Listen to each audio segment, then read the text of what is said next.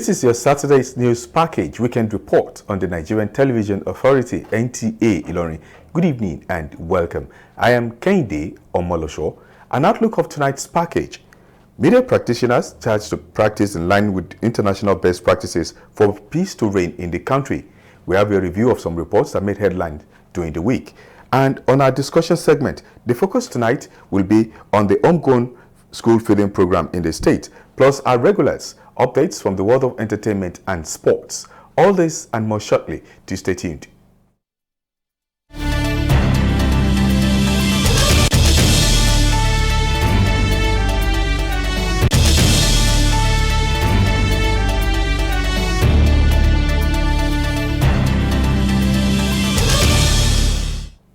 For peace to continue to reign in Nigeria and our citizens to live in harmony, the media must continue to practice in line with international best practices of unbiased reporting devoid of sectionalism. Guest speaker at the second national conference and award ceremony of Muslim Media Watch Group, Professor Mahfouz Adedimeji, stated this while speaking on the topic redefining media space for Nigeria's socio-economic prosperity. Hamad Fulani reports. Entrenching peace and unity in any country requires the contributions of various stakeholders, including the media. Hence, the need for the media and practitioners to embrace the paradigm shift in news reporting by being factual, truthful, as well as giving equal rights to all for national unity. I now ask people to return to how journalism was right from the start. The journalism that was used to develop the society. And my conclusion was that journalism has ethics, journalism has principles, journalism has objectives. Let us go back to the drawing board and adhere strictly to these principles, to these ethics, to this ethos. Kwara State Governor Abdulrahman Abdulrazak, represented by Special Advisor on Religion Ibrahim Damegoro, charged members of the Muslim Media Watch Group to continue to play the role of watchdog to the media and contribute to the harmonious relationship in the country. Our message for them is that they should try to maintain the peace they are carrying. They should not be lagged behind. They should continue with all messages that will make Nigeria to be one. The appeal of participants at the conference to the federal and state governments is to fund the media houses properly to fulfill their social and community responsibilities without hindrance. We want balanced coverage of religious news. We want stories to be investigated properly before being put on air. NTA is one of the media houses that represents the interests of the whole Nigeria. The conference is well proposed, and the theme should be a reminiscence to all the whole media houses, all the whole media practitioners, all of us of medias in Nigeria. A word of recognition was presented to outstanding members of Board of Trustees for their contributions to the organization. Participants were drawn from various media outfits in Nigeria, including the Director General of NTA, Malam Soliu Abdulhamid Dembos, who was represented at the event. Ahmad Fulani, NTA News. A further High Court judgment barring the National Broadcasting Commission, NBC, from imposing fines on airing broadcast stations in the country has been generating reactions. Hamad Fulani got the views of some residents on the judgment and now reports. The court describes NBC's action as illegal and voided the 500,000 naira fine the commission imposed on 45 broadcast stations on March 1, 2019.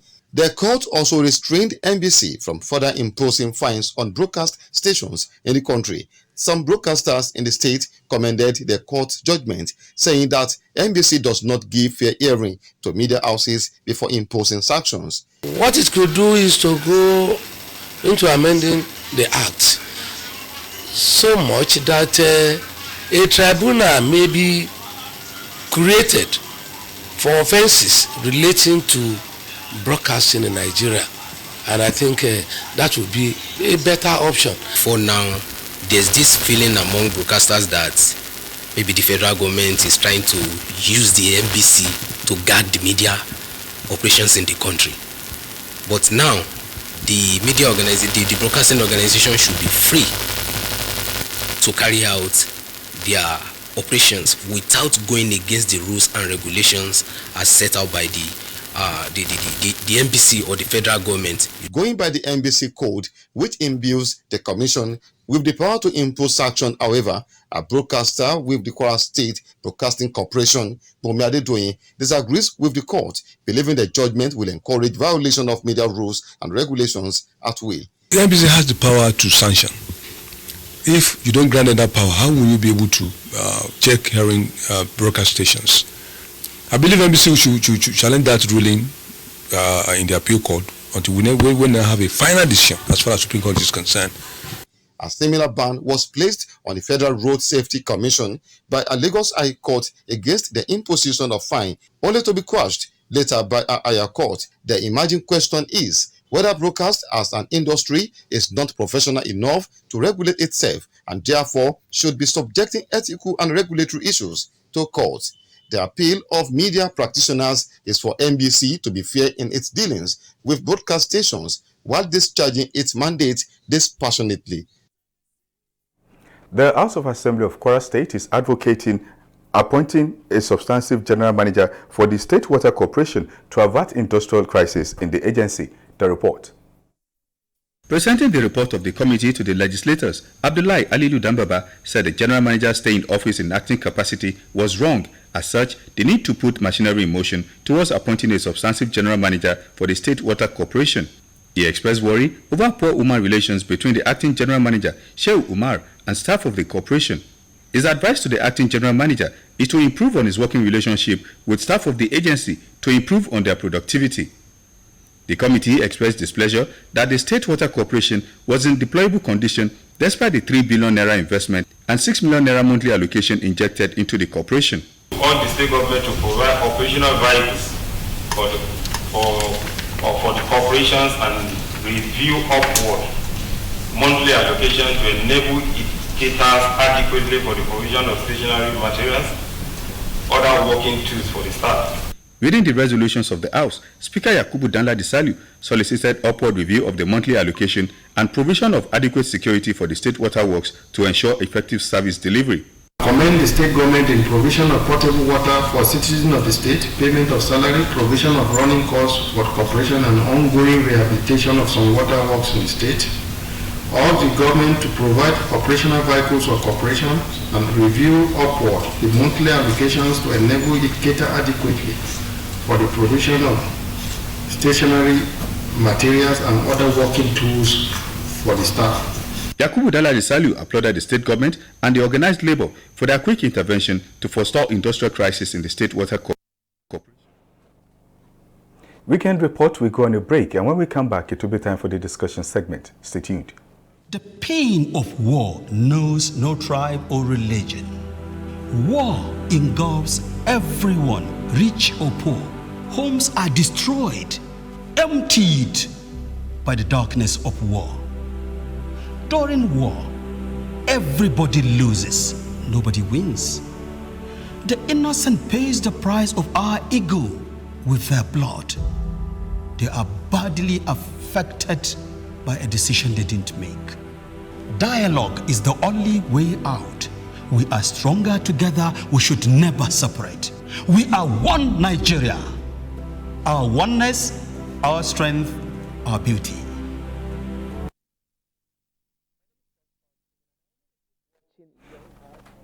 Welcome back. It is now time for the discussion segment. But before we go to the discussion, let's take a look at this background report by Ahmad Fulani on the homegrown school feeding program. At the beginning of the first term of 2022-2023 academic calendar, the Kwara State government began the homegrown school feeding program to the delight of both students and teachers. 3 weeks after came the phase 1 of the deworming of the puppies by the state government in collaboration with the federal government. Midway into last term, however, the school feeding program has been discontinued. A primary 3 puppy, Osman Patience of Bishop Smith LGEA School in Ilorin, is not happy that she no longer eats free meal daily. They don't need to bring it again. We don't know why they don't need to bring it again. I am not happy that you don't give us food. We want them to be bringing food for us. They don't need to give us food. They have stopped giving us the food before, and we are not happy. During the period the program was on, there was improvement in enrollment, attendance, and attention of pupils. The time they are bringing the food is okay, and everything is okay. But since last time now, they say there is no money again, so they are no more bringing the food. Most of the students, they are not feeling up, they are not happy, because most of the students, they didn't used to bring food to school. It was the food that is helping them. They used to feel happy when they bring the food, but when there is nothing like that, I am sure they will feel bad. All efforts to speak with the state officer in charge of homegrown school feeding program proved abortive as she declined interview. Ahmad Fulani, NT News. You're welcome to the discussion segment of Weekend Report. Our topic of discuss tonight is the homegrown school feeding program. My guest is Siddiq Bola. He is the convener homegrown school, convener Akperu Mekunu in Kwara State. You're welcome to the program. Thank you very much, the presenter. All right, the homegrown school feeding program was introduced by the federal government to reduce the number of out-of-school children, estimated to be about 30%. What is your assessment of the program? I think the federal government have tried and have showed a sense of patriotism to have conceived an idea or a program that will increase the level of enrollment in our primary school. Because a society that doesn't have its development footed in education is going nowhere. So I must applaud the federal government to have come up with such idea. But the program, in my own view, is poorly and ill-conceived. How do you mean? Everything that's happening in the society is affected by the structure and how sophisticated the economy is. Under a poor economy, people will find it difficult to go to school. Not because they don't like to go to school, but because they don't have the means, the wherewithal to send their children to school. Especially when going to school is more financially draining. Talking about schooling, eating in the school is not what education entails. It entails buying books, paying teachers, motivating teachers to dispense qualitative education that can prepare the pupils for the challenges of leadership. So feeding children alone cannot translate the aspiration of the federal government, but they have tried to have thought of addressing feeding as a means by which they can entice the poor to go to school. Most of the kids in public schools, because that's where the program targets, are discovered to have been malnourished and do not take the regular diet that they ought to take, and that's why this intervention is coming. Will breakfast, will 1 square meal per day address malnourishment? Will it address vitamin deficiency? And what quality of food? How much did the government budgeted for that food? How much will it give what they had in mind? I don't know if you understand what I'm saying. Your point. So when you say you want to feed a child with 70 naira or 100 naira per day, if you want to buy a tin of milk, you cannot buy it for 100 naira. And if you want to balance your diet, you cannot take a tin of milk alone. 1 egg alone is more than 70 naira. So what are you now saying, that you want to address malnutrition with 70 naira? It is poorly conceived. All right, moving on. How will you compare the socio-economic cost of this act against malnutrition and dwindling school enrollment to the financial commitments federal and state governments are making into the program? I think, like I said earlier, the planning was poor. I remember Thomas Sankara. He did something like this when he took over power in Burkina Faso. When they went to the 39th National Assembly, the World Assembly in New York. He said that Africans must grow their own food. They must not rely on foods from the outside world. Whoever feeds you controls your will. So he planned a school, an home feeding program, you understand, without even borrowing. And they succeeded in ensuring food affordability, not availability. What the federal government is doing is food availability. They are not addressing food affordability. You close the border because you want the state to grow its own food so that it can feed its own people. But the food being grown in the states, can the people afford to buy the food despite the fact that it is homegrown? For instance, a bag of rice costs above 30,000 naira, and a civil servant is earning below salary. The food is available, but is it affordable? So when a government is conceiving a policy, it must be well polished. They must take due cognizance of the statistics before they venture into a national program that they are even they are putting up with borrowed money. So what you borrow money to do must be able to produce concrete results. You have the food available, but is the food affordable to the Nigerian masses? They spent, but the spending is not judicious. That's my own thinking. All right, now that the program has been stopped in Kwara State, would this not increase the number of out-of-school children in the state? It will not. You see, we must get something clear. Going to school does not translate into being educated. People go to school, students go to school to go and receive teachings from ill-motivated teachers. There will be no education if there is no attentive students and a teacher that is motivated to teach. How much is the salary of the teachers that will inspire them or motivate them to give knowledge to willing students?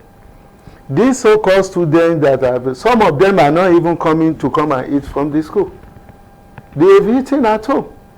Rather than paying money for students to eat only in the school, why don't you empower the teachers to eat good food so that they will be mentally alert to teach, and even make the homes where the children are coming from to be a home where they can afford at least basic nutrition other than what the government will give, and it will stop halfway. So the program, from what I have heard, the program was stopped because the federal government discovered that there is a discrepancy between the figures they had with them and the figures they have from the state's universal basic education. They are still having problem reconciling those figures. So I think the federal government have not done well with the program. They should have allowed the states. They have their own, for instance, Kwara State have its own state's Bureau of Statistics to carry out their own statistical data and deploy their logistics in a way that it will not be at par with the data available to them. Now the federal government are saying they want to record, they want to involve NBS, National Bureau of Statistics, to go and have an overhead count of students in state because they discovered that some states are not doing well with the program. They mentioned states like Akwa Ibom, Niger State, but Kwara State was not among the states mentioned that are under surveillance. So I think the program is good but poorly formulated and implemented. Now, what other ways will the stoppage affect the socio-economy of the states, taking into cognizance farmers, cooks, and other subsidiary employees were engaged for this program? It will not affect the economy of the states because feeding is a daily activity. It is not something that happens in the school alone. So there are a lot of people who come to Kwara State to come and buy farm produce and still take it elsewhere. So it's not affecting, and if this government really wants the program to have a social advantage on the citizen, they must change the agricultural policy to not only address pupils but the entire citizens of the state. They should think more of affordability than availability. When we are buying rice from Brazil, we were buying it for 8,000, and we were growing it at home, we are buying it above 30,000. What is happening? Should a policy, an indigenization policy, should it impoverish the people of that state, or should be an advantage to them? These are what the federal government and the state government should actually look into. All right, some students were enjoying this program while it was on. Now that it has been stopped, it's what's in the report by Hamad Fulani. These students are lamenting. What becomes of their fate? The students, for the fact that the students are enjoying poor policy, shows the level of poverty that we are experiencing in this state. For students to be enjoying a 17 naira, a food given out by government for 17 naira. Of course, the people who are going to take the contract are not going to dispense 17 naira food because of certain things they are going to do. So at the end of the day, what the student end up getting is 20 naira food or 30 naira food. So students are now happy with 20 or 30 naira food. Is this the kind of food or welfare package experience during the military era? It's better than this. During the so our Nigerians' economic strength is not as big as this. So while we are growing economically, the people are suffering. What is actually happening? There are a lot of things the government need to address. This homegrown food is just a misplaced priority to me. Now, for all those involved in the program, the cooks, the farmers, what should be their next plan? Their next plan, of course, they'll be doing something before the federal government came up with that.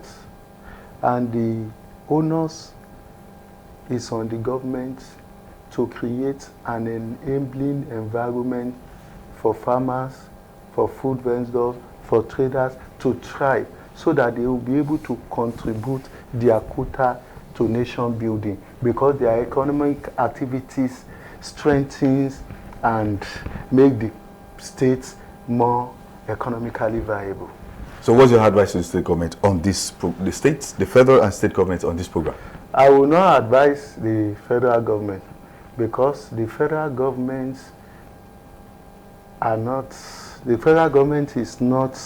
is confused. I'm sorry. They don't know how, they have not been able to harmonize theories and practice. They ought to have done their assignment, take due cognizance of the social variables before spending national wealth. At the end of the day, they have to stop and reverse. That means their thinking is very poor. As Toyota will say, they will say good thinking, good products. For the thing to have turned out in error, you understand, it means that their thinking was poor. What I would tell the state government is that the state should be the one to take care of their citizens. They have a mandate to do that. They should go back to the drawing board. Look at what the federal government have attempted to do. It's a good program. You understand? They should know how to do it within the state. The state can do it. We have the land, we have everything.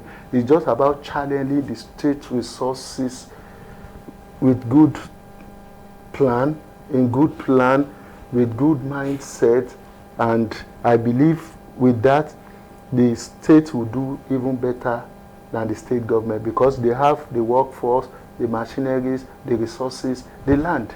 So they don't need to rely on the federal government. And the federal government is not even doing well. You cannot go and feed a state when they have a governor. What is the meaning of the government of the state? if it cannot address the socio-economic problems of their own state, that you have to come from the federal to the state and even it's a combination. The federal government contributed, state government contributed money. It shouldn't be so. It has eroded that principle of separation of power, and the state should have autonomy to govern its own state within its own peculiarities.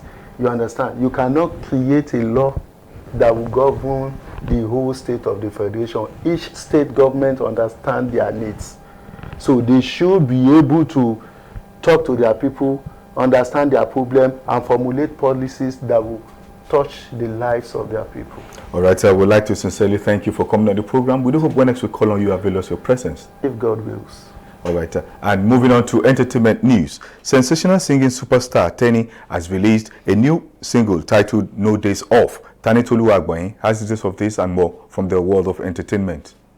After dropping the record Matama in 2022, Tenny returns with a new record, No Days Off, on which she explores a new sound. No Days Off is a record combining hip-hop and Yoruba Tungba elements for his supercharged song that is sure to arrest the attention of listeners. The single packs a swaggering pop rap delivery that showcases the versatility that has helped her reach the top of the industry. Also, Nigerian hip-hop superstar Black Bones recruits rap legend Ludacris for new single Cinderella Girl. Blackbone has started the year with an amazing run of exciting features, with several chart-topping singles that have rocked the airwaves in the music space. In his usual fashion, Blackbone has returned to further emphasize his lyrical prose, and on this next release, he has enlisted one of America's biggest and most achieved rapper in his new single titled Cinderella Girl. Ink Blog Production, collaboration with Film One Entertainment, has released the first teaser for Big Love. Nta Ilorin, NTA News. And now sports. Falconets coach Chris Danjuma has selected Nigeria's 20-woman squad for the forthcoming Wafu B Under-20 women tournament taking place in Kumasi, Ghana. Olufemi Olaleye has more on Sports Update.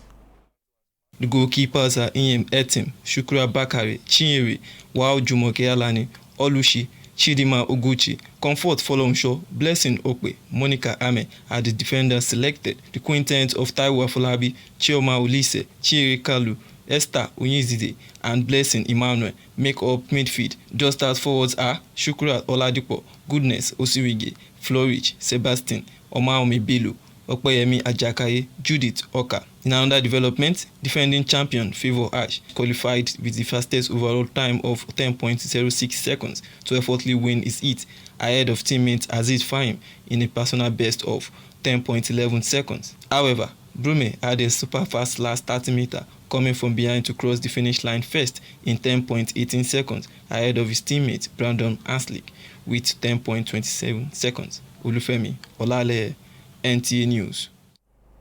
Sports Update concludes our package on Weekend Report. Do have a wonderful weekend.